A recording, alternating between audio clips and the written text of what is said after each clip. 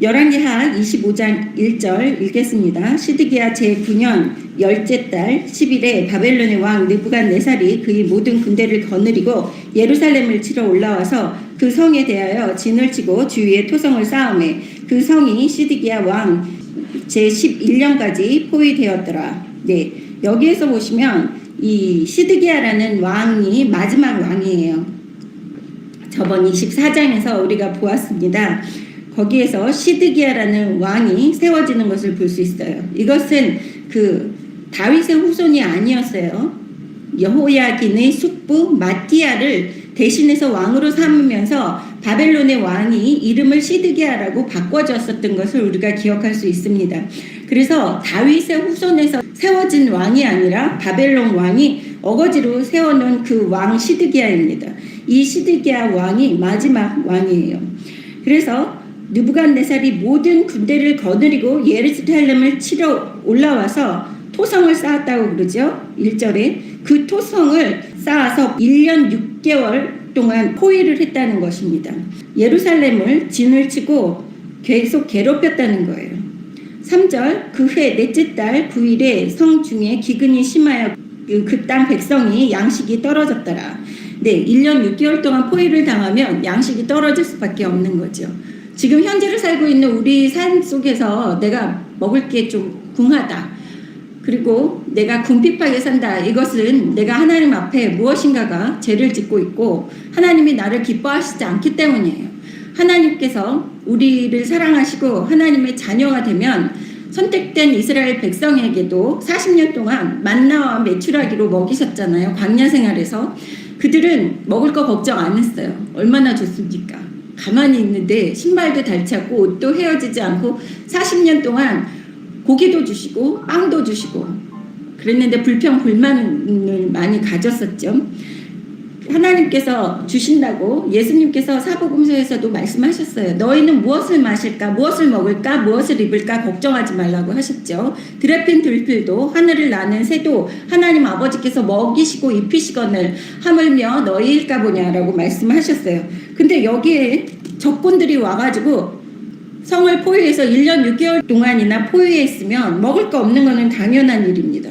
그리고 신명기 28장에서 적군들이 나를 한 길로 치러 왔다가 7길로 도망간다고 얘기를 해주셨어요. 아버지 말씀에 순종하면. 근데 여기 계속해서 유다, 이스라엘 백성 유다 지파가 하나님 앞에 불순종하면서 우상 숭배했기 때문에 이렇게 먹을 것이 없고 고갈되어 가는 것을 볼 수 있습니다. 3절에 보시면 그래서 그 해 넷째 달 9일에 성중에 기근이 심해서 네, 기근이 너무 심했다. 하나님의 저주입니다. 그 땅 백성이 양식이 떨어졌다고 얘기하는 것을 여기에서 그냥 양식이 떨어졌다 이렇게 얘기하면 아주 가뿐하게 그냥 양식이 떨어졌나 보다라는 이 가슴에 팍 와닿지가 않죠. 예레미야 38장 2절부터 3절 한번 보겠습니다. 이 예레미야서는 예수님 태어나시기 전 627년부터 586년경 요시야 왕 13년 때부터 예루살렘의 멸망까지 기록되어 있는 책입니다. 그래서 선지자 예레미야가 예루살렘의 멸망까지 기록해놓고 거기에서 어떻게 이스라엘 백성들이 고통을 당했는지 자세히 설명이 나오는 것입니다. 이 예레미야서를 기록한 목적은 하나님의 언약을 어기고 타락한 유다의 멸망을 예언하고 회개를 촉구하고 또 메시아로 인한 회복이 도래할 것이라는 것을 가르쳐주기 위해서 기록되어 있는 책입니다.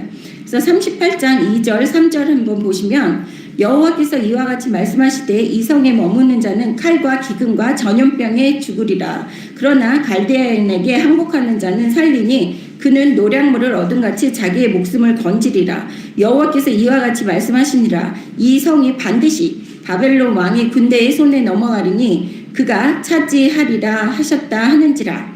네, 뭐라 그래요? 2절에 보시면 칼과 기근과 전염병에 죽는다고 먼저 예언을 하고 계시는 것을 볼 수 있습니다. 또 예레미야 애가 한번 보겠습니다. 예레미야 애가 4장 10절 바로 좀 몇 장 뒤에요. 예레미야 애가 4장 10절 보시면 딸 내 백성이 멸망할 때에 자비로운 부녀들이 자기 손으로 자기들의 자녀들을 삶아 먹었도다. 자녀들을 삶아 먹을 정도로 기근이 심했다는 거예요. 자녀들을 삶아 먹을 정도면 눈에 뵈는 게 없다는 거예요. 얘가 내 자식인지 아닌지를 구분을 하지 못할 정도예요. 제정신으로는 자기 자식을 삶아서 먹을 수 있겠어요? 저도 엄마 된 입장인데, 네, 제가 우리 딸을 많이 깨물어요. 너무 이뻐가지고 지금 20대 중반인데도 우리 딸만 보면 너무 이뻐서 손도 깨물고 볼도 깨물고 막 닥치는 대로 팔도 깨물고 이렇게 너무 이뻐가지고는 그러는데, 그렇게 자기 자식을 이뻐하는 엄마가 자기 자식을 삶아서 먹었다는 것은 이 정신이 횟가닥 돌았다는 것이잖아요. 얼마나 기근이 심했으면 이렇게 처참하게 살게끔 하나님께서 저주를 내리시는 모습을 볼 수 있어요. 사랑의 하나님이요? 네, 사랑의 하나님이십니다. 이 사랑의 하나님은 예수님을 보내주셨어요. 우리가 지옥 가는 것을 방지하기 위해서, 또 우리가 회개할 수 있는 통로를 가질 수 있게끔 하나님께서 예수님을 십자가에 못 박혀 돌아가시게끔 하고 십자가의 보혈에 의지해서 회개하는 사람들 천국 가게끔 만들어 주셨습니다. 그렇지만 이렇게 하나님께서 진노하시는 모습도 보인다는 거예요. 죽기 바로 전에 예수 믿어서 천국 가시는 분들 있잖아요. 예, 그분들 사람들은 그렇게 얘기할 수 있어요. 아, 죽기 바로 전에 회개하고 천국 가니까 그 죽기 전까지는 자기 마음대로 살고 하고 싶은 거 다 하고 살았다, 이렇게 생각하실 수도 있지만 그분들의 삶을 한번 생각해 보세요. 한평생 동안 하나님 없는 삶을 살면서 기근과 또 멸시천대와 또 업앤다운이 심하잖아요. 그러니까 업앤다운, 굴곡이 심하잖아요, 자기의 삶에서. 근데 예수 믿는 사람들은 항상 하나님 말씀에 순종하며 어디를 가도 머리가 되고 꼬리가 되지 않고 하는 일마다 만사형통하며 자식들에게까지 축복을 내려주신다고 했어요. 네, 그런 모든 축복들을 함축해서 볼 때 우리가 하나님 앞에 죽기 살기로 순종해야 된다고 제가 항상 말씀드리잖아요. 저는 무식하고 단순하게 믿습니다. 네, 그래서 저는 다혈질이라서 인내심이 없어요. 근데 예수 믿으려면 인내심이 있어야지 된다 그러잖아요. 하나님이 정하신 때가 있고 인내심이 있어야지 하나님이 우리의 꿈을 이루어 주신다.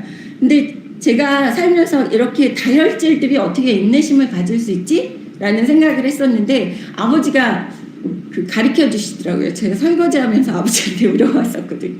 근데 말씀해 주시는 게, 저는 제가 계획을 세우지를 않아요. 그러니까 제가 조급할 게 없어요. 그냥 아버지가 시키는 대로만 하면 되니까 인내심을 가질 필요가 없다는 거죠.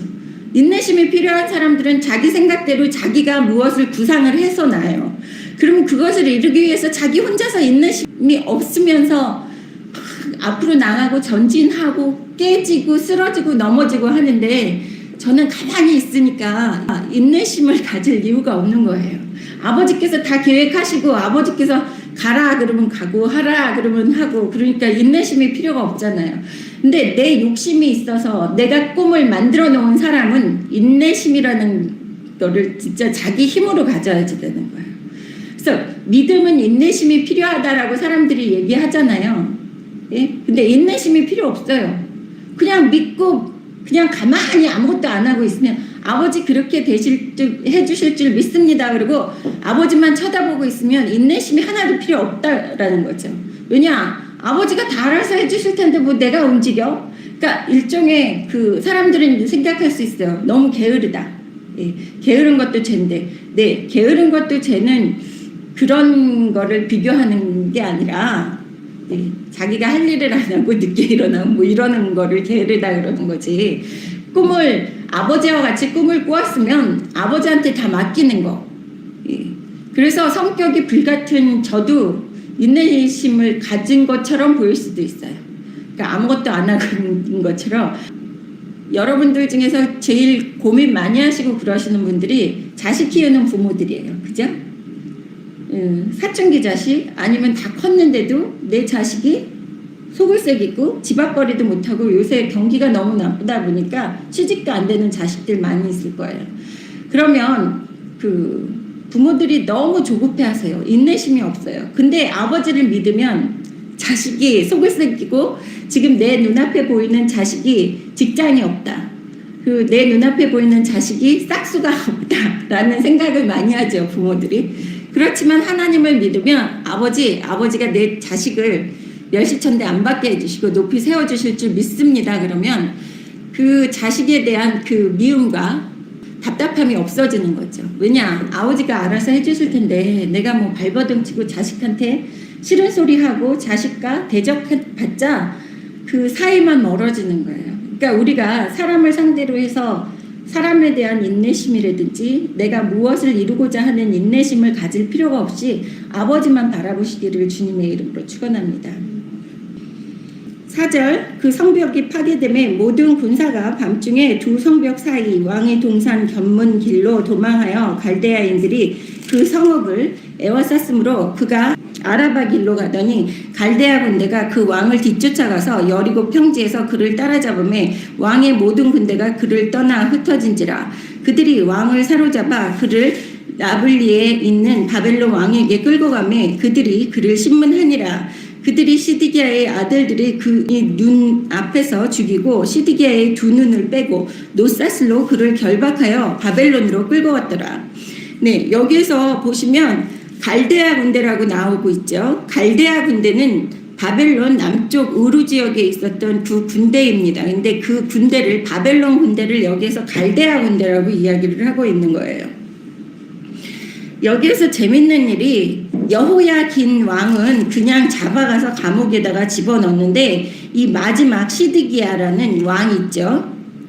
이 시드기야 왕 앞에서 시드기야 왕의 아들들을 죽이고 시드기야의 두 눈까지 빼가지고 노사슬로 결박해서 바벨론으로 끌고 가는 이러한 모습을 볼 수 있습니다.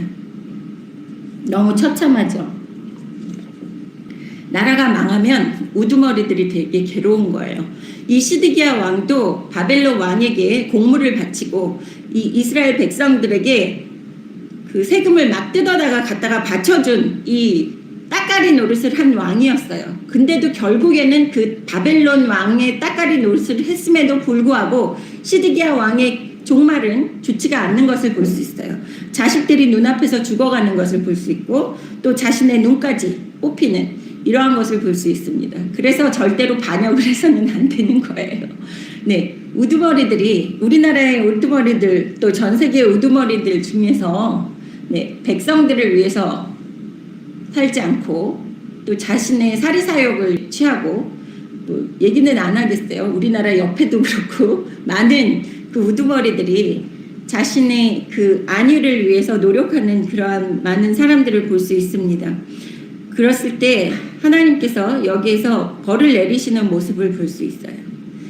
그래서 내가 그 우두머리로서 내 가정을 지키고 열심히 사시는 분들이 있는가 하면 가정을 돌보지 않는 분들 있잖아요. 결국에는 종말이 좋지 않다는 거예요. 그 우리나라 지금 많은 분들이 두려워하고 계시는 분들이 많이 있잖아요. 유튜브에서도 보면 이상한 소리들이 많이 있고 지금 적과 통일된다 뭐 이러면서 두려워하시고 저한테 문자도 보내서 물어보시고 또 댓글로도 물어보시고 하시는 분들이 있는데 걱정하지 마시라고 제가 말씀드립니다. 하나님께서 버리시지 않으셨어요.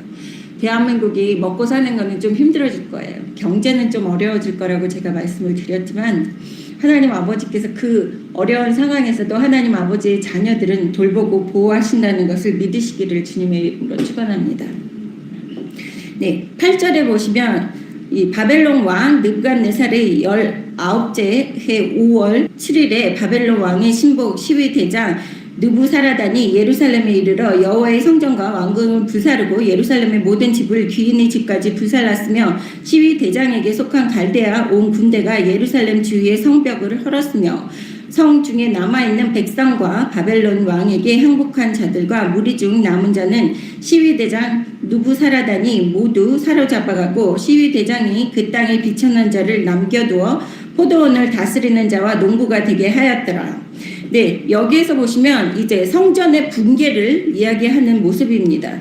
느부갓네살 왕이 신복 시위대장 느부사라단을 예루살렘에 보내가지고 성전을 다 불살르고 왕궁도 불살르게 하는 것을 볼 수 있어요. 근데 모든 집을 귀인의 집까지 불살랐다. 그러니까 예루살렘의 좋은 것들은 다 불살라서 다 불도저처럼 밀어버리는 것을 볼 수 있어요. 지금 그 올바르게 나라를 통치하지 못한 그 우두머리 집들은 다 같이 불살라지는 것을 볼 수 있어요. 오히려 평민들이 편한 거예요.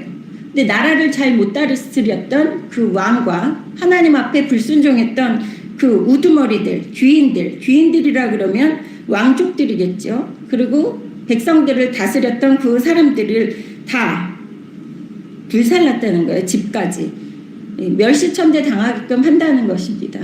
내가 아무리 지금 현재의 생활에서 하나님 아버지께 축복을 받아서 잘 먹고 잘 산다고 그래도 내가 어느 순간에 하나님께 불순종하고 하면 하나님께서 이렇게 걷어가신다는 것을 아셔야지 돼요. 차라리 예수 믿지 않고 그냥 되는 대로 사시다가 지옥 가시라고 제가 그러잖아요. 예수를 믿다가 안 믿으면 더 힘들어져요. 예수를 믿으면서 하나님의 자녀가 되신 분들은 하나님께 잘 순종을 하시면 만사형통하고 욥처럼 또 아브라함처럼 이 하나님께서 주시는 축복과 재물의 축복은 말도 못합니다. 하나님께서 말라기에서 흔들어서 꾹꾹 눌러서 채워주신다고 그랬잖아요. 재물의 축복 또한. 욥은 자신의 친구가 와서 놀러 왔다가 집에 갈 때 선물로 이런 뭐 과일 이런 걸 싸준 게 아니라 금덩어리를 집어줬대요. 그러잖아요. 친구한테 금덩어리를 줄 정도로 욥은 아주 부유한 사람이었습니다. 하나님 앞에 의롭다함을 받았던 그런 사람이에요.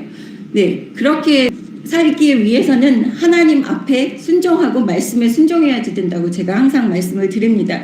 이거는 기복신앙이 아니에요. 복을 받기 위해서 예수 믿는 것이 아니라 아버지 말씀에 순종하고 아버지의 자녀가 되기 위해서 예수를 믿는 거예요. 그렇게 됐을 때 아버지가 기뻐하시면 아버지가 사랑하는 자녀에게 재물을 많이 유산으로 물려주는 것처럼 지금 우리 육신의 부모들도 내가 얘를 이뻐하면 더 많이 주잖아요. 똑같은 자식이라도 10손가락 깨물어서 안 아픈 손가락 없다고 얘기를 하죠. 근데 안 아픈 손가락은 없어요. 근데 더 아픈 손가락이 있습니다. 더 아픈 손가락에다가 더 많은 유산을 물려주시잖아요. 육신의 부모도. 그것처럼 하나님 아버지 앞에서도 내가 더 사랑하는 자녀에게 더 많은 축복을 주신다는 것입니다. 그래서 말씀에 순종하고 살려는 거예요. 만약에 내 새끼인데 내 자식인데 내 말에 순종 안 한다. 그러면 어떻게 해요? 육신의 부모도 회초리로 계속 때려요. 내 말에 순종할 때까지. 갈등이 어마어마하게 생깁니다. 부모 자식 간에. 그것처럼 하나님 아버지의 자녀인데 갈등이 어마어마하게 생겼으면 여러분의 삶이 평탄할 수가 없다는 거예요. 그거는 하나님께서 사랑하신다는 소리입니다. 많은 사람들이 이게 하나님의 저주인가 이렇게 생각하시는데 그거 아니에요. 아버지가 너무 사랑하시기 때문에. 저도 그렇잖아요. 죽다가 몇 번 살아나고 내 자식한테도 고통당하고 우리 집안 남편도 그렇고 하여간에 그 많은 그 고통을 겪는다는 것은 하나님께서 내 자녀이기 때문에 다시 불러드리려고 계속 때리시는 거예요. 빨리빨리 알아듣고 빨리 납작 엎드리면 내 삶이 좀 편안해지는 거고 축복도 더 빨리 많이 누리면서 살 수 있다는 것이죠. 근데 하나님의 자녀로 되었는데 여러분이 평생 아버지 말씀에 순종 안 하고 대면대면 살고 나 믿어 그러면서 많은 분들이 그래요. 지금 현재를 살고 있는 우리 주변에 보면 많은 분들이 나 예수 믿어 나 교회 다녀 이렇게 얘기를 하는데 하나님이 원하시는 만큼 순종을 안 하는 게 문제예요. 하나님이 원하시는 만큼 순종을 해야지만 아버지께서 축복을 주시는데 아버지가 원하시는 만큼의 순종을 안 하기 때문에 삶이 고단해지고 힘들어진다는 소리입니다. 그래서 알아서 납작히세요. 그리고 하나님 아버지께 축복받는 여러분 되시기를 주님의 이름으로 축원합니다. 10절 시위대장에게 속한 갈대아 온 군대가 예루살렘 주위의 성벽을 헐었으며 성중에 남아있는 백성과 바벨론 왕에게 항복한 자들과 무리 중에 남은 시위대장 느부사라단이 모두 사로잡아가고 시위대장이 그 땅에 비천한 자를 남겨두었다고 하는 것을 볼 수 있어요. 비천한 자만 남겨두었다는 것은 그 땅에 자신의 머리로 생각해서 그 반역을 할 수 없는 그러한 무기력한 땅으로 만들어버렸다는 것을 이야기하는 것입니다. 그러니까 그 쓸만한 사람들은 다 죽이거나 잡아가서 그 자신의 말에만 순종을 잘하는 그러한 사람들만 남겨진 그 비천한 땅을 볼 수 있어요. 노예처럼 부려먹기 위해서 땅에 농부들만 남겨둔 것입니다. 지금 많은 이 세상 사람들을 현재를 살고 있는 우리들을 하나님의 자녀들이 하나님 아버지의 말씀에 불순종하면 이 세상 사람들에게 짓밟히고 이 세상 사람들의 노예만 될 수밖에 없어요. 내가 일한 거 다 이 세상 사람들이 뺏어가요. 아버지께서 지켜주시지 않으세요. 그래서 하나님의 아버지의 자녀들 중에서 예수 믿는다 그러고 다 그러는데 내가 열심히 일하고 모아놨는데 자꾸 없어지잖아요. 아니면 누가 뺏어가요. 그거는 내가 노예살이 하는 거예요. 세상 사람들한테. 열심히 모아서 세상 사람들을 위해서 주는 거나 세상 사람들한테 뺏긴다는 것이죠. 그거는 왜냐하면 하나님 앞에 불순종했기 때문이라는 것을 여기 성경에서 나오는 것입니다. 13절 갈대아 사람이 또 여호와의 성전의 두 놋 기둥과 받침들과 여호와의 성전의 놋 바다를 깨뜨려 그 놋을 바벨론으로 가져가고 또 가마들과 부삽들과 부집개들과 숟가락들과 섬길 때에 쓰는 모든 놋그릇을 다 가져갔으며 시위대장이 또 불 옮기는 그릇들과 주발들 곧 금으로 만든 것이나 은으로 만든 것이나 모두 가져갔으며 또 솔로몬이 여호와의 성전을 위하여 만든 두 기둥과 한 바다와 받침들을 가져왔는데 이 모든 기구의 놋 무게를 헤아릴 수 없었으니 그 한 기둥은 높이가 18큐빗이요 그 꼭대기에는 놋 머리가 있어 높이가 3큐빗이요 그 머리에는 둘린 그물과 석류가 다 놋이라 다른 기둥의 장식과 그물도 이와 같았더라. 네, 여기 17절에 보시면 18큐빗이라고 이야기하는데 대충 50cm로 잡을 수 있어요. 45cm에서 50cm가 한 큐빅입니다. 그래서 이 기둥의 높이가 9m 정도 되는 그 어마어마한 높이의 그 놋 기둥까지 다 가져갔다는 것은 얼마나 무겁겠어요. 놋으로 만든 그릇 엄청 무겁습니다. 그리고 지금은 놋이 비싸졌잖아요. 우리나라에도 놋그릇 엄청 비싸요. 그릇 주발 하나에도 몇십만 원씩 하잖아요. 그것들이 이 장식되었던 그 성전에서 다 떼어서 가져갔다는 거예요. 그러니까 성전이 얼마나 초라하게 만들어졌는지를 우리는 볼 수 있습니다. 16절에 보시면 여호와의 성전을 위해서 만든 모든 것을 그 바벨론에서 뺏어갔다는 거예요. 바벨론 그러면 이 세상 것을 이야기한다고 얘기했죠. 이 세상 사람들이 하나님까지 멸시천대 하게끔 하나님의 이름까지 더럽혀 놓는 것을 볼 수 있어요. 성전의 것을 모두 약탈해갔다 빼앗아갔다 하는 것은 그 이스라엘 백성들에게만 수치심이 주는 것이 아니라 하나님 아버지의 이름까지 먹칠을 하는 거예요. 이게 무슨 뜻이냐면 내가 하나님의 자녀라고 얘기해요. 나 예수 믿는 사람이야. 그러면서 이 세상 사람들이 요새 예수 믿는 사람들 뭐라 그래요? 개독교인이라고 그랬죠. 목사도 개독교 목사를 개목사라고 그러잖아요. 개독교인들이라고 그러고 이야기하는 게 나가서 내가 하나님의 자녀야 그러면서 나쁜 짓은 다 하고 다녀요. 제가 봐도 그래요. 예. 그것은 뭐냐면 말로는 하나님의 자녀지만 하나님을 경외하는 게 없어요. 두려워하고 경배하는 게 없다는 거예요. 예. 하나님이 없는 것처럼 사는 거예요. 말로는 예수 믿어. 나 기독교인이야. 모르죠. 정치인들은 많이 교회 다닌대요. 표 얻으려고. 네, 사업하는 분들, 장사하는 분들도 많이 교회 다닌대요. 특히 큰 교회들. 사업하려고, 장사해 먹으려고. 이렇게 하나님의 자녀들이 자기 자리에서 빛과 소금의 역할을 못해요. 그러면 하나님 이름을 먹칠하는 것뿐이 안 되는 겁니다. 그래서 제가 항상 아버지께 기도하는 게 우리 낮은 교회는 개나 소나 다 오지 못하게 해주세요, 아버지. 왜냐하면 저는 교회는 머릿수가 중요한 게 아니에요. 낮은 교회 다닌다고 이야기하는 분들 중에서 내 아버지 이름에 먹칠하는 사람이 여기 온다는 것 자체가 저는 정말 모욕감을 느끼면서 정말 치가 떨릴 정도로 싫어요. 그래서 저는 항상 기도합니다. 아버지, 내 낮은 교회, 내 교회가 아니라 아버지 교회 낮은 교회에 오는 그 모든 사람들은 개독교회는 절대 보내지 마시고 양이 아닌 염소는 보내지 마십시오, 아버지. 절대로 아버지 이름에 먹칠하는 아버지의 자녀는 이쪽에 보내지 마시기를 바랍니다라는 기도를 매번 해요.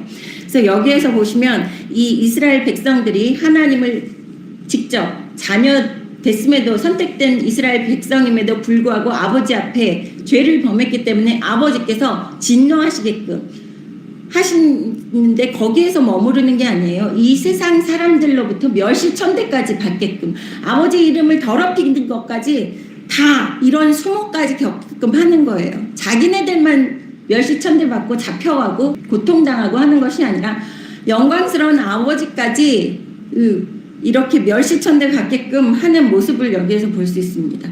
성전이 산산조각이 났다는 것은 아버지의 영광을 다 더럽혔다는 소리예요. 그래서 지금 현재를 살고 있는 우리들이 내 행실 하나하나가 아버지 이름에 먹칠되는 것인지 아버지께 영광 돌리는 행실인지를 보고 행동을 해야지 된다는 거예요. 제가 저번 주에 말씀드렸죠. 교회가 회개해야지 된다. 교회가 회개해야지 된다. 웃기는 소리라고. 네, 어떤 분이 댓글 달으셨다고요.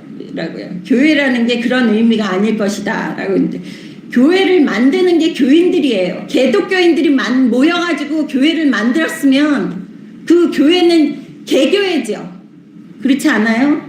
하나님의 자녀들이 아버지 말씀을 올바르게 알고 순종했으면 이게 아버지가 원하시는 방식을 섬기는 건지 이 교회가 아버지께서 기뻐하시는 교회로 돌아가고 있는 건지를 자녀들이 알았어야지 되죠. 근데 거기에 개독교인들이 눈이 멀어서 소경돼서 알지를 못해서 그 썩은 교회에 모여가지고 몇만 명, 몇십만 명 돼가지고도 그게 제대로 된 교회인지 다 눈먼 소경이 돼서 지옥으로 가고 있다는 거예요.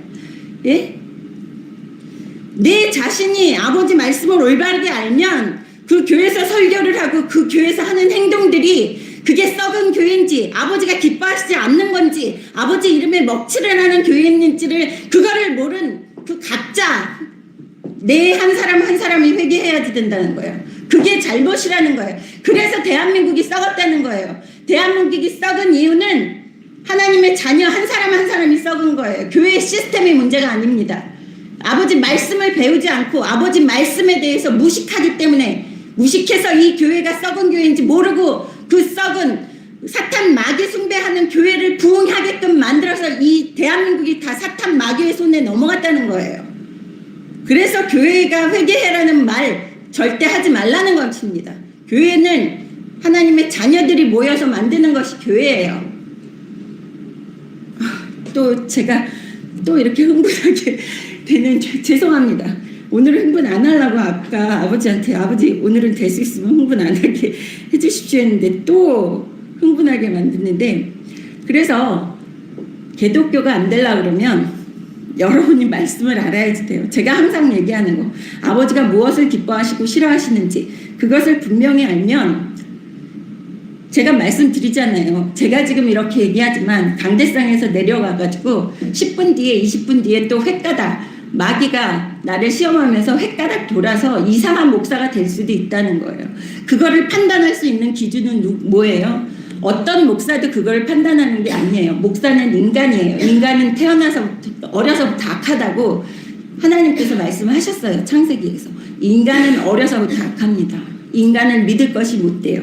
믿을 것은 오로지 아버지 말씀입니다. 아버지 말씀 모세오경 율법에 올바르게 우뚝 서고 또 다른 한 발은 사복음서에서 우뚝 서서 이것이 나를 등쳐먹는 교회인지 내 아버지 이름에 먹칠하는 교회인지 내 아버지 이름에 먹칠하는 목사인지 그것을 판단할 줄을 알아야지만 이 대한민국이 깨끗해지고 전 세계가 깨끗해지는 거예요. 각자 자리에서 말씀에 순종하세요.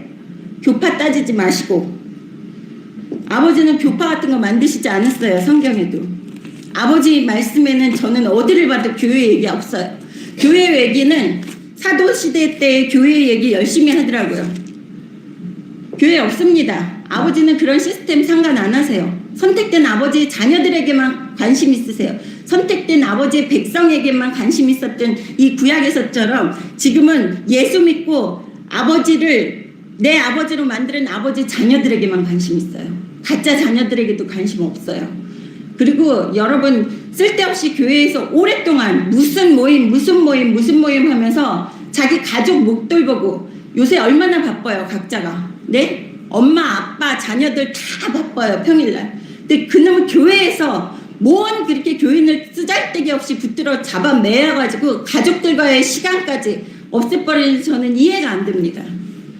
여러분 예배 드리시고 가족이랑 오붓한 시간 보내세요. 교회에 얽매여서 교회에 봉사 많이 한다고 천국 가는 거 아닙니다. 아버지로서 엄마로서 자녀로서 각자 자리에서 말씀에 순종하면서 오붓하게 가정을 세워야지 나라가 살아요. 교회도 살고. 맨 처음에 아버지께서 아담을 만드시고 하와를 만들어 주셨어요. 제가 다시 말씀드리지만 아내 하나, 남편 하나가 아버지가 기뻐하시는 가정입니다. 뭐 옛날에 구약에 아내가 여러 명이었다. 다시 말씀드리지만 그때는 남자들이 칼로 찔러 죽여서 남자 숫자가 모자랐어요. 하나님께서 사랑하는 하나님의 자녀들을 보호하기 위해서 아내를 여러 명 거느리게 하고 남편이 죽으면 그 형제에게 아내로 주게끔 하신 이유는 먹고 사는 게 힘들어서 그랬어요. 여자들이. 예?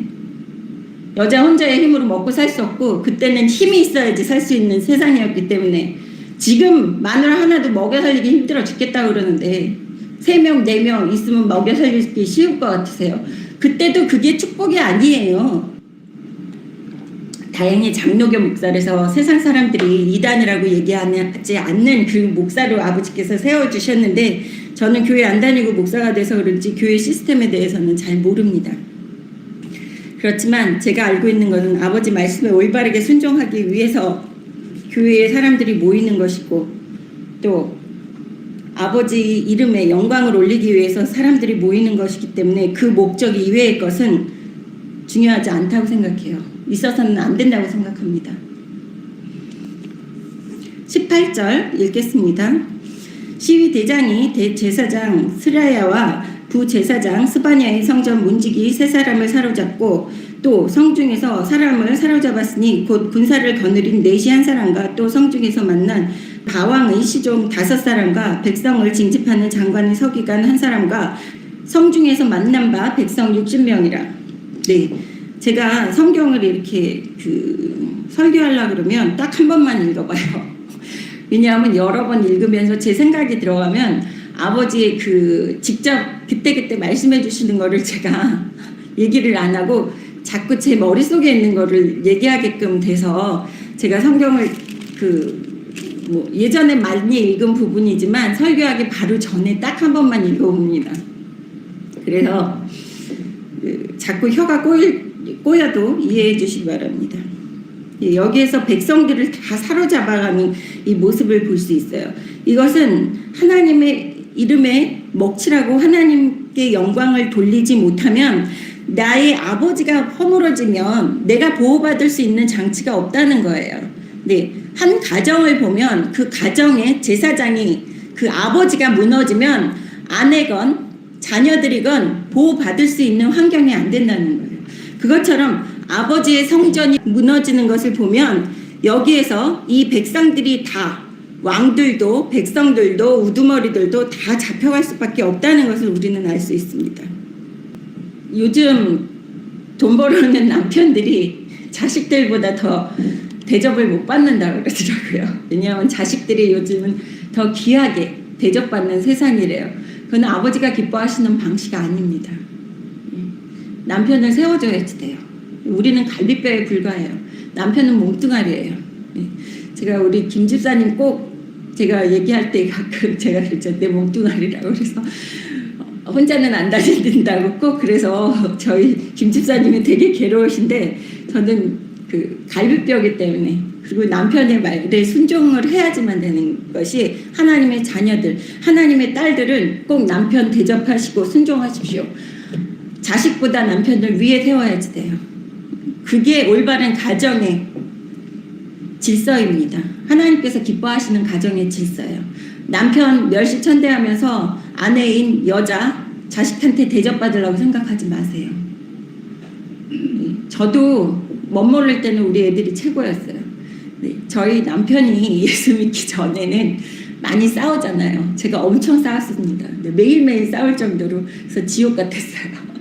근데 제가 예수 안 믿었으면 제가 자살을 했어도 12번도 하루에 더 했다고 제가 말씀을 드리는데 그때 맨날 생각했던 게 싸우면서 남편을 너무 증오하는 마음이 그걸 몰랐죠. 제가 각 결혼해서부터 그래 너는 지옥 가라 나는 내 새끼들 데리고 천국 간다 이런 그런 생각을 너무너무 많이 했어요. 그게 죄인지도 모르고 근데 아버지가 깨우쳐 주셔서 지금은 아니고 꼭 하나님 아버지한테 내 남편 천국 못 가면 나도 못 갑니다. 이렇게 기도를 하는데 여러분이 그거를 빨리 터득을 하셔야지 돼요. 남편을 세워줘야지만 내가 대접받고 또 자식녀들도 올바르게 쓸 수 있는 거예요.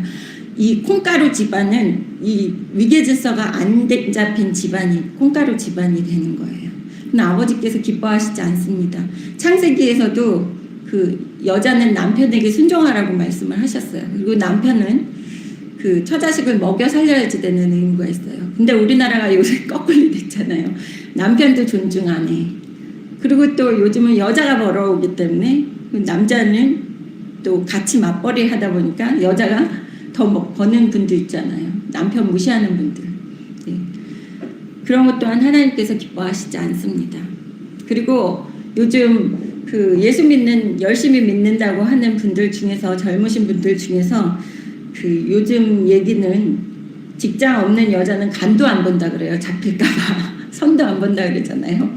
그러니까 남자들이 벌어서 자기가 먹고 사는 것에 대해서 너무 스트레스를 많이 받는 거예요. 그래서 하나님이 명령하신 그 명령을 회피하려고 그래요. 처자식 벌어먹여 살리기 싫어서 혼자 사는 사람들이 많이 있다 그랬잖아요. 하나님께서 명령하신 게 생육하고 번성하라 그랬어요. 하나님께서 가정을 먼저 만들어 주셨습니다. 아담과 하하 가정을 만들어 주시고 생육하고 번성하라. 이것은 하나님께서 가정을 이루라고 얘기하신 거예요. 네, 독처하는 것이 보기 좋지 않았다고 말씀하셨습니다. 그래서 지금 제 설교를 보시는 분들 중에 싱글이신 분들, 결혼 안 하겠다고 생각하시는 분들은 하나님께서 기뻐하시지 않는 거예요. 결혼하셔서 하나님이 기뻐하시는 선택된 하나님의 자녀들을 많이 낳으셔야 되는 거예요. 네. 그리고 또 하나님의 말씀으로 자녀를 가리켜서 이 세상 전 세계가 다 예수 믿는 사람이 넘쳐나도록 만드시는 것이 우리 하나님의 자녀들이 해야지 되는 의무입니다. 21절에 여기 마지막에 보시면 유다가 사로잡혀 본토에서 떠났더라 라고 얘기를 하는 것을 보면 내가 있는 고향에서도 뿌리 뽑혀서 나그네처럼 여기저기 돌아다닌다는 뜻이에요. 하나님께서 고아와 가부와 나그네를 불쌍히 여기라고 계속해서 성경에서 말씀하셨습니다. 고아와 가부는 보호해줄 남편, 아버지가 없었고 또 나라가 없는 나그네를 불쌍히 여기라고 했죠. 근데 여기에서 유다는 본토에서 떠났더라라고 얘기하는 것은 이 전체 유다 백성들을 그 단수로 이야기하죠. 복수로 얘기하는 것이 아니라 유다가 사로잡혀 유다 지파라는 그 유다에 속한 그 모든 사람들이 사로잡혀 왔다는 것은 나라가 다 쑥대밭이 됐다는 이야기입니다. 22절 유다 땅에 머물러 있는 백성 곧 바벨론 왕 느부갓네살이 남긴 자라. 왕이 사반의 손자 아히감의 아들 그달랴가 관할하게 하였더라. 네, 여기에서 보시면 이 그달리아가 관할하게 했다는 것은 저번에 섭정하던 그 왕을 세워놓고 왕으로서 섭정을 하던 그것을 하지 않고 이제 총독을 세우는 것을 볼 수 있습니다. 그래서 왕의 피가 섞이지 않은 그 아무 백성이나 세워서 총독으로 만드는 것을 여기에서 볼 수 있어요. 왜냐하면 이스라엘 왕들이 계속 자기가 왕으로 하고 있다가 한 3년 잘 봉사하다가 바벨론을 위해서 뭐 재물도 바치고 하다가 또 반역하고 하니까 이제 바벨론 왕이 머리끝까지 화가 나니까 섭정을 하지 않고 이제 아무나 세워놓고 네가 총독을 해라 그랬다는 이야기는 나라 취급을 하지 않았다는 거예요. 나라를 취급했으면 왕을 세우는데 이제 나라 취급도 못 받는 이 멸시천대 받는 이 유다 백성들을 볼 수 있습니다. 23절 모든 근대 지휘관과 그를 따르는 자가 바벨론 왕이 그달랴를 지도자로 삼았다 함을 듣고 이에 느다니아의 아들 이스마엘과 가레아의 아들 요하난과 느도바의 사람 다누멧의 아들 스라야와 미야가의 사람의 아들 야사니아와 그를 따르는 사람이 모두 미스바로 가서 그달리아에게 나아가매 그달리아가 그들과 그를 따르는 군사들에게 맹세하여 이르되 너희는 갈대아인을 섬기기를 두려워하지 말고 이 땅에 살며 바벨론 왕을 섬기라 그리하면 너희가 평안하리라 하니라. 네, 24절까지 한번 보겠습니다. 이 백성들이 그 이야기를 듣고 유다 백성들이 너무 화가 난 거예요. 네, 다윗의 지파에서 왕이 나와야지 되는데 아니 바벨론 왕이 뜬금없이 아무 사람이나 앉혀놓고 총독을 만들어 놓으니까 얼마나 화가 나요. 그러니까 23절을 보시면 거기 누구의 아들 하면서 그 이스라엘 백성들 중에서 좀 이름이 있는 그 사람들이 다 모여가지고 간 거예요. 그달리아에게 가서 이제 항의하려고. 그래서 그달리아에게 나아가매라고 23절 마지막에 이야기하는 것은 그달리아에게 나가서 항의하러 갔다는 거예요. 백성들이. 아니 네가 뭔데? 네가 왕족도 아닌데 네가 왜 우리를 다스려 하면서 그랬더니 그달리아가 이야기하는 게 뭐라고 그러냐면 갈대아인을 섬기기를 두려워하지 말라. 그러니까 바벨론의 바벨론 사람들을 섬기기를 두려워하지 말라. 이렇게 얘기하는 것은 세상 사람들을 섬겨라 이거예요. 그거는 하나님께서 너희를 징계하시기 위해서 네가 세상의 멸시천대를 받아야지 되는 기간이 있다는 거예요. 벌을 주시는 기간이 있다는 거예요. 하나님은 죄를 용서하시되 벌은 보응한다고 말씀하셨잖아요. 계속. 그것처럼 이스라엘 백성들이 하나님 앞에 우상 숭배하면서 죄를 지었기 때문에 이 이스라엘 백성들이 벌을 받아야지 되는 거예요. 제가 항상 얘기하는 게 지금 우리 사람들은 이 세상이 지옥이라고 그랬잖아요. 예수 믿는 사람들은 우리가 감옥이라고 그랬어요. 지옥이나 마찬가지라고 그랬어요. 현재 육신을 입고 살고 있는 세상이. 그래서 내가 여기에서 모범수로 잘 살면 하나님께서 축복해 주셔서 그래도 이 세상을 살면서 축복을 받으면서 살 수 있고 내가 죽어서 모범수로 죽으면 모범수 하나님 말씀에 순종하고 하나님 기뻐하시는 사람으로 죽으면 천국 갈 수 있는데 그렇지 않으면 지옥이라는 거예요. 안개처럼 왔다 가는 짧은 인생에 지옥이냐 천국이냐가 판단 나는 것이고 내가 이 지옥에서 살면서도 편안하게 살기 위해서 아버지께 매달리고 아버지 말씀에 순종하는 것이죠. 네, 죽을 때 잠깐 회개해서 가면 그 한평생은 괴롭게 사는 거예요. 그렇지만 내가 빨리 아버지 앞에 회개하고 아버지 자녀로서 올바르게 쓰면 나머지 인생은 편하게 살 수 있다는 것입니다. 그래서 그 어디나 하늘나라라는 거예요. 하나님의 자녀들은 그 어디나 하늘나라 하고 살 수 있는 그러한 축복을 하나님께서 주신다는 거예요. 지금의 지옥에서도. 예수 믿는 사람들은 육신을 입고 사는 그 80년, 90년 동안 짧게 지옥을 살다가 천국 가는 거고 예수 안 믿는 사람은 80년, 90년 동안 짧게 천국을 살다가 영원한 지옥에 가서 통닭이 된다 그랬잖아요. 제가 통닭튀김이. 그것을 이야기하는 것입니다. 여기에서 보면 두려워하지 말고 섬겨라. 이 세상을 섬겨라. 그러면 네가 짓밟히고 살아라. 라는 거예요. 왜? 하나님 아버지께 불순종한 그 기간이 있기 때문에 우상 숭배하는 몇백 년 동안은 하나님의 말씀에 순종하지 않고 사람을 죽여서 인신제사까지 드리면서 불순종한 그 이스라엘 백성들의 죄의 대가를 치러야지 되기 때문에 여기에서 얘기하는 거예요. 두려워하지 말고 이 땅에 살면서 바벨론 왕을 섬기라고 이야기하는 것을 볼 수 있습니다. 이게 예레미야서 38장 2절에서 나와 있는 이야기예요. 아까 읽었잖아요. 예? 너희가 그 바벨론을 섬기라고 예레미야가 가서 이야기를 했어요. 그러면 너희는 살 수 있어. 그래서 하나님께서 이렇게 세상에 짓눌리고 짓밟히게 하시는 그러한 시간도 있다는 거예요. 그래서 내가 이 세상 사람들로부터 멸시천대받고 짓밟히고 있다는 것은 그것은 하나님께서 나에게 죄에 대한 대가를 치르게 하시는 거라는 거예요. 그래서 여기에서 반항하지 말고 그냥 섬기고 있어. 잠잠하게 섬기고 있어요. 예레미야가 얘기했음에도 불구하고 이스라엘 백성들이 계속 반항하는 거예요. 난 이렇게 못 살아 막 이러면서. 네. 그러니까 내가 내 삶에서 힘들면 나 이렇게 못 살아 그러면서 발버둥 치면서 삶을 더 꼬이게 만들지 마시고 그 자리에서 무릎 꿇고 회개하고 하나님 앞에 물어보라고 제가 항상 그러잖아요. 사업 망했다고 발버둥을 치면서 내가 아버지께 헌금 많이 하고 봉사 많이 하고 교회에서 거의 살았는데 내가 왜 이렇게 살게 됐습니까? 하고 하나님한테 반항하지 말고 예? 납작 엎드려서 회개부터 하세요. 내가 무엇을 잘못했는지. 그리고 아버지 저를 불쌍히 여겨 주시옵소서라는 기도를 하시면서 아버지의 처분을 바라셔야지 되는 거예요. 예? 그런 거 안 하시고 망하신 분들이 또 교회 열심히 와가지고 하시는 말씀 내가 제기하려고 그러는데 회개는 없어. 아무도 회개 안 해요. 잘못된 거 회개 안 하고 내가 제기하려고 그러는데 이렇게 되기를 기도해달라고 막 이러시는 분들이 있으면 저는 속으로 그래요.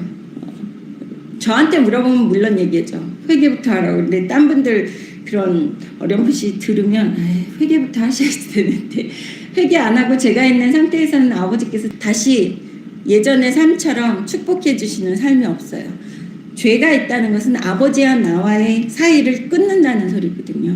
아버지와 나의 사이를 다시 연결시키기 위해서는 그 막혀있는 그 죄라는 더러운 쓰레기들을 길에서 치워버려야 돼요. 근데 내가 아버지랑 연결되어 있는 그 도로에 쓰레기를 산더미 갖다 놓고선 계속해서 아버지한테 기도를 해도 이게 가지도 않고 축복이 올 수도 없고 그 쓰레기를 치우는 게 그 쓰레기가 죄라는 거예요. 그걸 명심하셔야 됩니다. 그래서 여기에서 이스라엘 백성들에게 참고 섬기라고 그러는데 이스라엘 백성들이 계속 그렇게 하지 않지요. 25절에 보시면 7월에 왕족 엘리사마의 손자 느다니아의 아들 이스마엘이 부하의 10명을 거스르고 와서 그달랴를 쳐서 죽이고 또 그와 함께 미스바에 있는 유다 사람과 갈대아 사람을 죽인지라 노소를 막론하고 백성과 군대 장관들이 다 일어나서 애굽으로 갔으니 이는 갈대아 사람을 두려워함이었더라. 네, 여기에서 보시면 섬기고 두려워하지 말고 좀 참아라 이렇게 얘기했는데 그 고난의 시간을 귀양살이 한다고 그렇죠. 귀양살이 하는 시간을 참지를 못하고 이 이스라엘 사람들이 다 와가지고 그달리아를 쳐서 죽였다는 것을 여기에서 볼 수 있어요. 이스마엘이 부하 10명을 거느리고 와서 그달리아를 쳐서 죽였다. 발악을 했다는 거예요. 예. 자숙하지 않고 자기 잘났다고 또 와가지고 이 그달리아를 죽였어요. 근데 여기 26절에 재밌죠. 자기가 한 일에 대해서 책임을 못 져요. 사람을 죽여놓고 무서워서 또 도망가는 것을 볼 수 있어요. 26절 노소를 막론하고 백성과 군대 장관들이 다 일어나서 애굽으로 왔으니 이는 갈대아 사람을 두려워함이었더라. 예, 그달리아를 죽여놓고 이제 또 무서워하는 거예요. 용기도 없으면서 왜 일은 저질러 놓느냐고요. 지금 현대를 살고 있는 하나님의 자녀들 용기도 없고 자기가 감당도 안 되면서 왜 일을 저질러 놓고 맨날 아버지한테 똥 치워달라고 그러느냐고요. 그렇죠? 여기에서 애굽으로 갔대요. 또 피하려고. 하나님 아버지께 회개하는 것이 아니라 애굽이라는 것은 세상이라는 거예요. 내 힘으로 내 생각으로 내가 이렇게 일 저질렀으니까 내가 해결해 두려우니까 숨었는데 어디로 숨어요? 세상적인 생각을 하면서 숨는다는 거예요. 하나님 앞에 어떻게 숨어야지 됩니까? 어떻게 해야지 됩니까? 물어보지를 않고 자기 생각대로 애굽으로 도망갔다는 것을 여기에서 볼 수 있어요.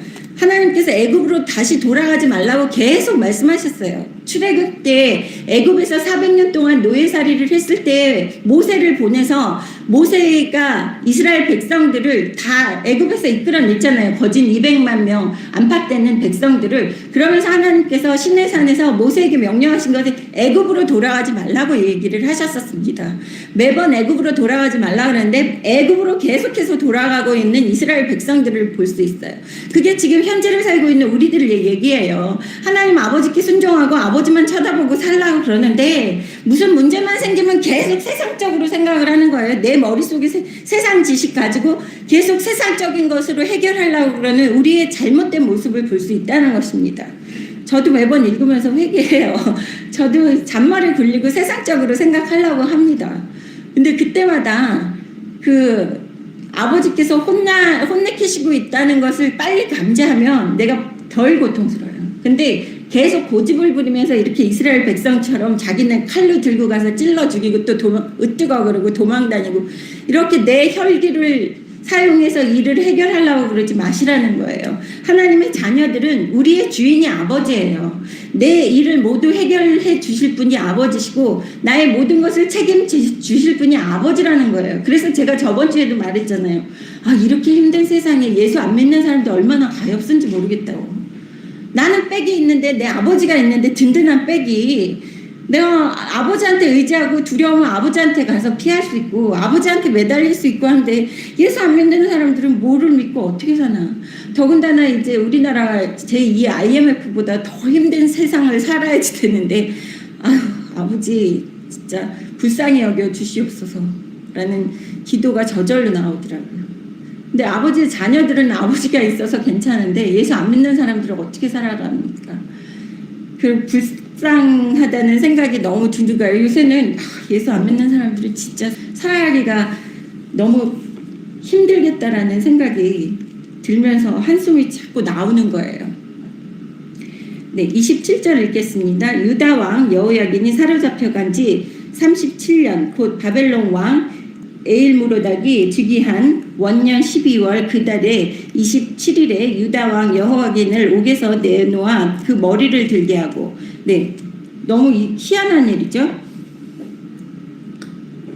새로운 바벨론 왕이 즉위한 다음에 그 왕이 갑자기 37년 동안 감옥에 있었던 여호와긴을 풀어주는 모습을 볼 수 있어요. 그래서 그 머리를 들게 하고라는 것은 다시 왕위를 복귀시켜줬다는 거예요. 근데 여기 시드기야는 죽였어요. 아들을 시드기야 보는 앞에서 다 죽이고 눈까지 빼가지고 감옥으로 끌고 가서 감옥 안에서 죽었는데, 여호야긴은 이렇게 다시 복귀시켜 주시는 모습을 볼 수 있습니다. 이 여호야긴은 다윗의 후손이에요. 다윗의 대를 이은 왕이에요.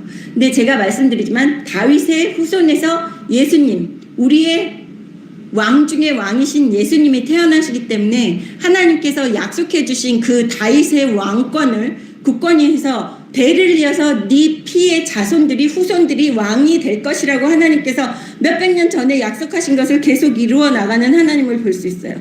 세상 사람들 믿지 마세요. 세상 시스템 믿지 말고 성경 읽으면서 와, 우리 아버지는 몇백 년 동안, 몇천 년 동안 약속하신 거를 정말 계속해서 지키고 있구나 라는 게, 저는 이거를 읽으면서 야, 믿을 사람은 아무도 없다. 나도 못 믿고 남편도 못 믿고 믿을 분은 오로지 하나님 아버지구나. 아버지께서 그렇게 약속을 하시고 그 약속을 계속해서 이루어 나가시는 하나님 아버지를 볼 수 있어요. 그래서 다윗의 후손인 여호야긴을 37년 만에 왕으로 다시 복귀시키고, 또 28절 보십시오. 그에게 좋게 말하고 그의 지위를 바벨론에 그와 함께 있는 모든 왕의 지위보다 높이고, 네, 여기에서 보시면 그 바벨론 왕이 무엇을 먹었는지 어떻게 됐는지 횟가닥 한 거를 볼 수 있어요. 이것은 하나님께서 그 사람 마음을 시키시지 않으면 이렇게 할 수가 없는 거예요.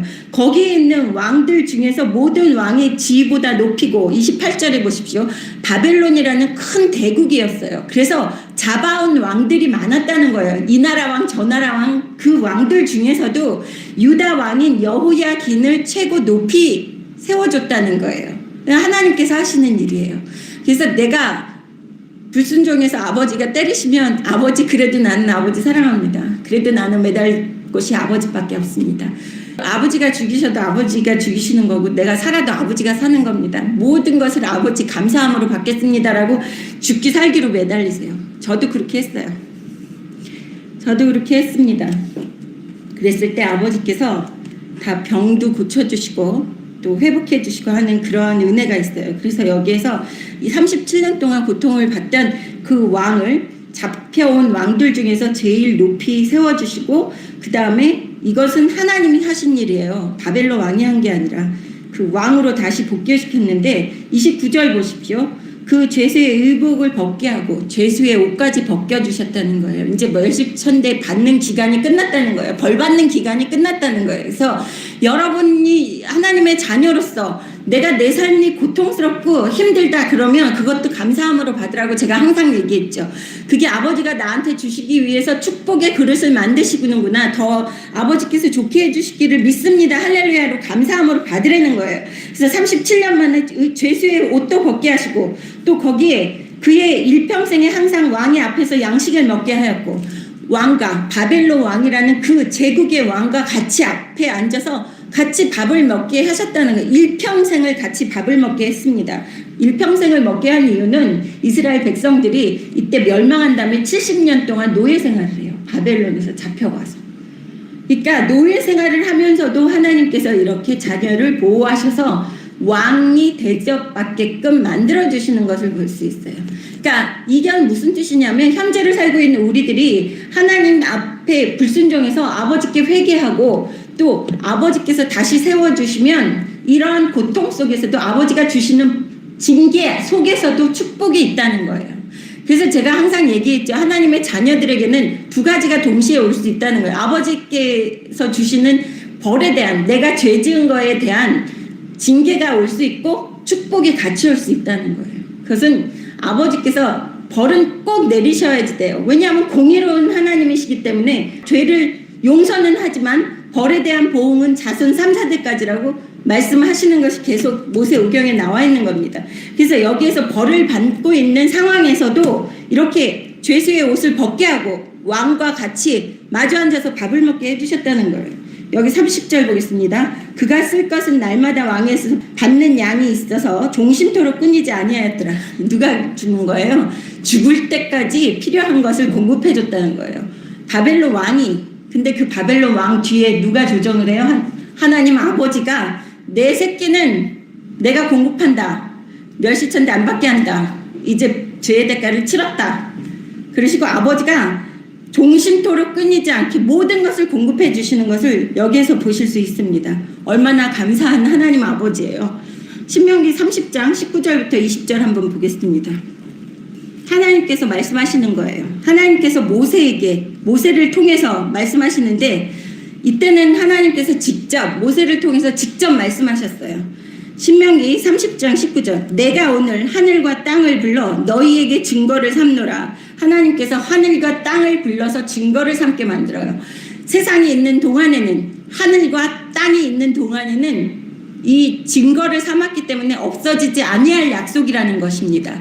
이 세상에 땅과 하늘이 있는 동안에는 없어지지 않는 약속인데 뭐라 그래요? 내가 생명과 사망과 복과 저주를 네 앞에 두었은즉 너와 네 자손이 살기 위하여 생명을 택하고. 사람들은 그래요. 하나님 믿으면, 예수 믿으면 복 받는다고 얘기하지 말라고, 그냥 구원 받는다고 얘기하라고. 그거는 무식한 사람들 얘기예요. 구약 안 읽는 사람들. 그래서 그런 사람들한테는 축복이 없겠죠. 자기가 믿는 것만 네 믿음대로 될지어다라고 예수님이 말씀하셨습니다. 그래서 성경을, 아버지 말씀을 샅샅이 구석구석 알아야지만 내가 받아먹을 거 다 받아먹을 수 있다는 거예요. 그래서 제가 성경을 샅샅이 구석구석 다 훑었습니다. 내가 뭘 받아먹을 수 있는지 아버지한테. 아버지 이 유산을 뭘로 받을 수 있지? 그리고 제가 샅샅이 보는 거예요. 여기 뭐라 그래요? 생명, 영생을 살 수 있는 거. 사망, 지옥에 가는 거. 복과 저주. 하나님은 저주 안 하신다고 얘기하는 사람들 있죠? 하나님 저주하세요. 복도 주세요. 그래서 네가 생명과 사망 중에서 무엇을 택할래? 너 천국 갈래? 지옥 갈래요? 그리고 복과 저주. 너 잘 살래? 못 살래? 이거 얘기하시는 거예요. 살면서. 네 앞에 두었는데 이 두 가지 중에서 네가 너 혼자만이 아니에요. 네 자손이 살기 위해서 생명을 택하라는 거예요. 아버지를 믿으라는 겁니다. 예수 믿으라는 거예요. 20절 보십시오. 네 하나님 여호와를 사랑하고 그의 말씀을 청종하며 또 그를 의지하라. 하나님 말씀을 순종하고 듣고 또 하나님을 의지하라는 거예요. 하나님을 사랑하고. 그리고 그는 네 생명이시요 네 장수시니. 장수도 하나님께서 주신다는 거예요. 오래 살 수 있는 거죠. 여호와께서 네 조상 아브라함과 이삭과 야곱에게 주리라고 맹세하신 땅에서 네가 거주하리라. 네, 지금 현재 하나님께서 주시는 축복 포함해서 여기 조상 아브라함이라고 그러죠. 예, 아브라함의 후손 중에 예수님이 있다는 것입니다. 그래서 우리가 예수를 믿으면 하나님의 자녀가 되고 우리의 조상이 아브라함이 되는 거예요. 하나님께서 아브라함에게 약속하신 그 모든 축복, 구약에 있는 모든 축복이 내 것이라는 것입니다. 예수를 믿는 동시에. 그래서 내가 알아서 권리 주장해서 찾아 먹어야지 된다는 거예요. 그걸 찾아 먹기 위해서는 말씀을 알아야지 된다는 것입니다. 그 야곱에게 주라고 맹세하신 땅은 구약에서는 가나안 땅이지만 지금 현재를 살고 있는 우리들에게는 천국이에요. 아버지께서 예수를 믿으면 천국에 갈 수 있다고 약속하신 그것을 믿고 우리가 아버지 말씀에 순종하면서 살면서 아버지의 축복이 끊임없이 여러분의 삶에서 이루어지는 역사가 이루어지는 것을 믿으시기를 주님의 이름으로 축원합니다.